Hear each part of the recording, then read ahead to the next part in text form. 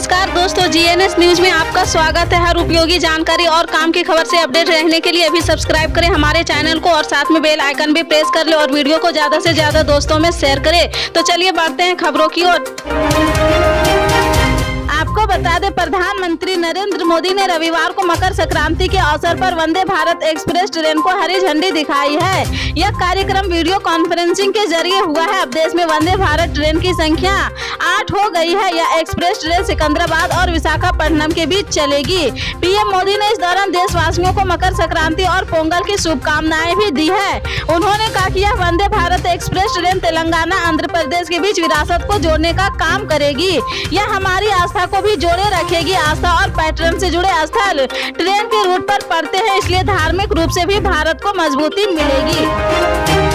उर्फी जावेद हमेशा ही मीडिया की लाइमलाइट में रही है। अपने ड्रेसिंग सेंस के लिए मशहूर उर्फी इन दिनों बीजेपी नेता चित्रा वाघ के साथ विवादों में है। वहीं अब उनको लेकर शिवसेना सांसद संजय राउत ने टिप्पणी की है। राउत ने जावेद के बहाने बीजेपी को भी निशाने पर लिया है। संजय राउत ने कहा कि उर्फी जावेद को तब तक कोई नहीं जानता था तब तक कि बीजेपी नेता चित्रा वाघ ने सार्वजनिक रूप से उनके छोटे कपड़ों के खिलाफ शिकायत नहीं की थी।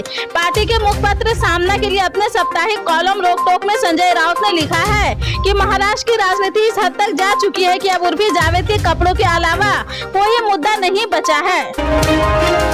प्रकृति के चक्र में दखल देने के लिए मनुष्य को प्रकृति के प्रकोप का सामना करना पड़ता है। इसी का नतीजा है कि उत्तराखंड का जोशी मठ है। यह इलाका इन दिनों पूरे देश में चर्चा का विषय बना हुआ है।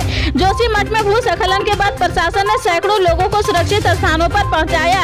अब सुरक्षित जोन में बने मकानों को तोड़ने का काम जारी है। इस बीच अधिकारियों की एक टीम की जाँच रिपोर्ट ने लोगों को चिंता में डाल दिया है, जिसमें बताया जा रहा है कि जोशी मठ की तरह अब अहमदाबाद के लोगों को भी ऐसी ही स्थिति का सामना करना पड़ सकता है। शोधकर्ताओं का कहना है कि समुद्र के बढ़ते स्तर और जलवायु परिवर्तन के कारण गुजरात की लगभग 110 किमी की तटरेखा कटाव का सामना कर रही है।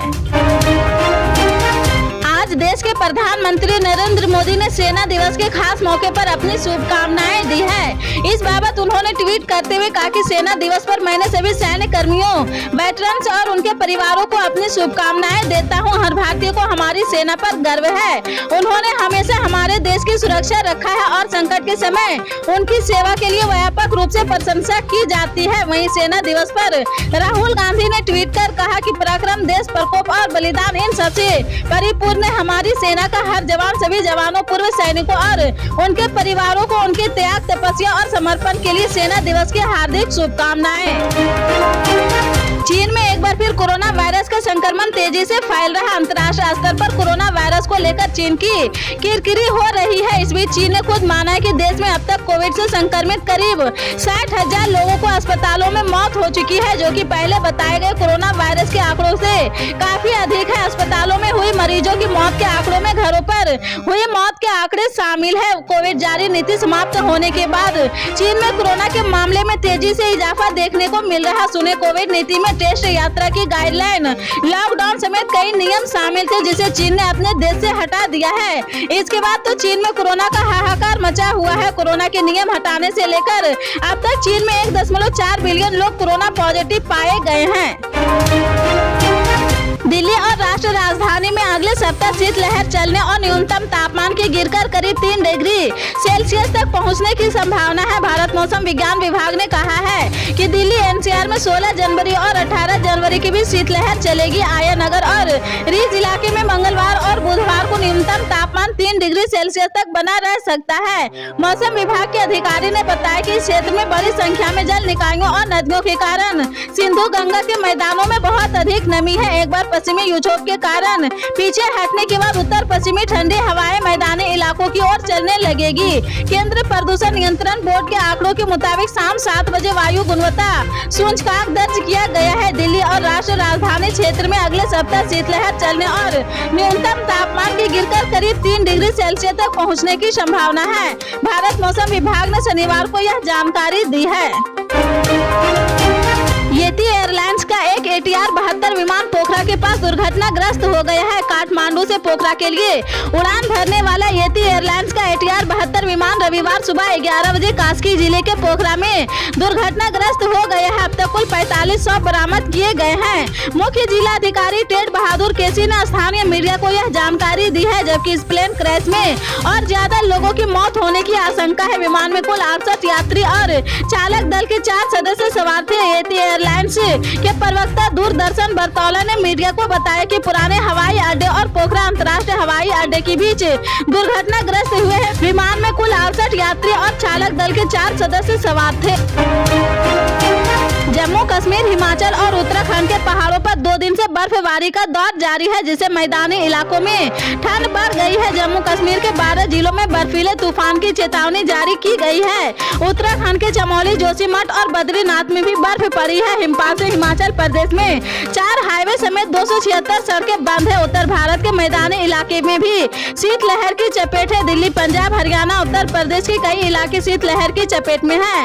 राजस्थान के माउंट आबू में पारा 4 डिग्री रहा, जबकि फतेहपुर में पारा 3.5 डिग्री दर्ज किया गया है। घने कोहरे के कारण फ्लाइट्स लेट हो रही है, ट्रेन रद्द हो रही है। इससे लोगों को काफी परेशानी हो रही। मौसम विभाग के अनुसार अगले 5 दिन तक दिल्ली, पंजाब, हरियाणा समेत उत्तर भारत के कई इलाकों में कड़ाके की ठंड और घना कोहरा छाए रहने की संभावना है। सर्दी की छुट्टियों के बाद पटना में स्कूलों को फिर से खोलने का आदेश जारी कर दिया गया है। पटना के डीएम चंद्रशेखर ने 16 जनवरी से सभी सरकारी और प्राइवेट स्कूलों को खोलने का आदेश जारी किया। हालांकि शीतलहर और ठंड का सितम जारी है, लेकिन तापमान में पहले से कम गिरावट देखी जा रही है। एहतियात के तौर पर पटना में स्कूल खोलने के समय में बदलाव किया गया है। डीएम द्वारा जारी नोटिस में लिखा है कि राज्य में मौसम पहले से बेहतर हो रहा है, लेकिन अभी भी ठंड है। खासकर सुबह और शाम के वक्त ठंड ज्यादा है, इसलिए बच्चों की सुरक्षा को देखते हुए सुबह स्कूल खोलने के समय में बदलाव किया गया है। अब स्कूलों की घंटी सुबह 9:30 बजे से बजेगी। जारी नोटिफिकेशन के अनुसार सभी स्कूलों में सुबह 9:30 बजे से दोपहर 2:30 बजे तक पढ़ाई होगी। इसके साथ ही सभी एकेडमिक एक्टिविटीज को भी फिर से शुरू करने का फैसला किया गया है। भारतीय सेना दिवस से हर साल 15 जनवरी को भारतीय सेना दिवस मनाया जाता है। यह दिन भारत के इतिहास में गौरवपूर्ण मौका होता है। तमाम राजनेताओं ने आज सेना को बधाई दी है। कांग्रेस अध्यक्ष मल्लिकार्जुन खड़गे ने भी सैनिकों, पूर्व सैनिकों और उनके परिवारों को शुभकामनाएं दी है।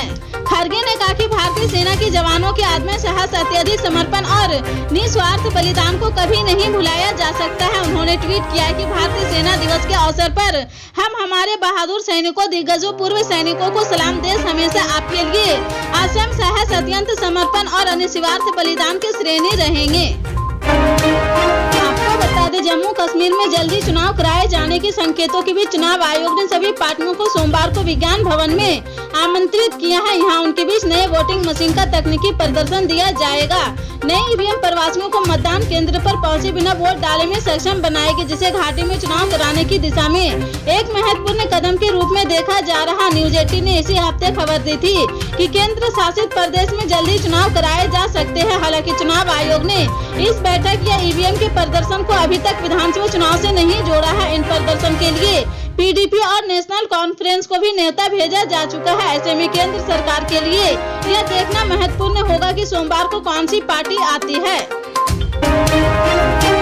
सेना प्रमुख जनरल मनोज पांडे ने कहा कि भारत एक मजबूत रक्षात्मक मुद्रा बनाए हुए है और वास्तविक नियंत्रण रेखा के रूप में जानी जाने वाली भारत चीन सीमा पर किसी भी आकस्मिकता के लिए तैयार है। कर्नाटक के बेंगलुरु में वार्षिक सेना दिवस कार्यक्रम को संबोधित करते हुए जनरल मनोज पांडे ने कहा कि उत्तरी सीमावर्ती क्षेत्रों में स्थिति सामान्य है और शांति बनाए रखने के लिए आवश्यक कदम उठाए गए हैं। उन्होंने कहा कि एलएसी पर एक मजबूत रक्षात्मक मुद्रा बनाए रखे हुए है, किसी भी आकस्मिकता स्थिति से निपटने के लिए तैयार है। जनरल मनोज पांडे ने कहा कि सेना ने पिछले साल सुरक्षा संबंधी चुनौतियों को डटकर सामना किया है और सीमाओं की सुरक्षा सुनिश्चित की है। एएनआई के अनुसार सेना प्रमुख ने कहा कि हमने भविष्य के युद्धों के लिए अपनी तैयारियों की और मजबूत किया है। पाकिस्तान पर परोक्ष रूप से हमला करते हुए सेना प्रमुख ने कहा है कि हालांकि पश्चिमी सीमा पर संघर्ष विराम उल्लंघनों में कमी देखी गई है। बीएसपी प्रमुख मायावती ने रविवार को अपने जन्मदिन पर लखनऊ स्थित पार्टी दफ्तर पहुंची है। इस दौरान उन्होंने कई मुद्दों पर अपना रुख स्पष्ट किया है। पहले ईवीएम पर सवाल उठाए हैं, लोकसभा चुनाव में गठबंधन के अटकलों पर जवाब दिया है और इसके बाद बसपा की घटते जनादर पर भी बोली है। बीएसपी प्रमुख ने कहा कि जब तक चुनाव बैलेट पेपर पर होते रहे तब तक बसपा के न केवल वोट प्रतिशत और न ही जनादर कम हुआ है और न हमारी सीटें भी बढ़ी है, लेकिन जब से ईवीएम से चुनाव हुए हैं तब से हमारे वोट प्रतिशत और हमारी सीटों की संख्या पर प्रभाव पड़ा है। मायावती ने कहा कि बीएसपी का जनादर कम नहीं हुआ है, मुझे लगता है कि ईवीएम में कुछ गड़बड़ी है। अगर ऐसा नहीं है तो केंद्र सरकार और मुख्य चुनाव आयोग सामने आए और बैलेट पेपर पर चुनाव कराएं। इससे मालूम पड़ जाएगा कि उनके साथ कितना वोट है और हमारे साथ कितना वोट है। पल पल के अपडेट जानने के लिए जुड़े रहें आप अपने GNS न्यूज चैनल से। मिलते हैं अगली बड़ी खबर के साथ, तब तक के लिए जय हिंद।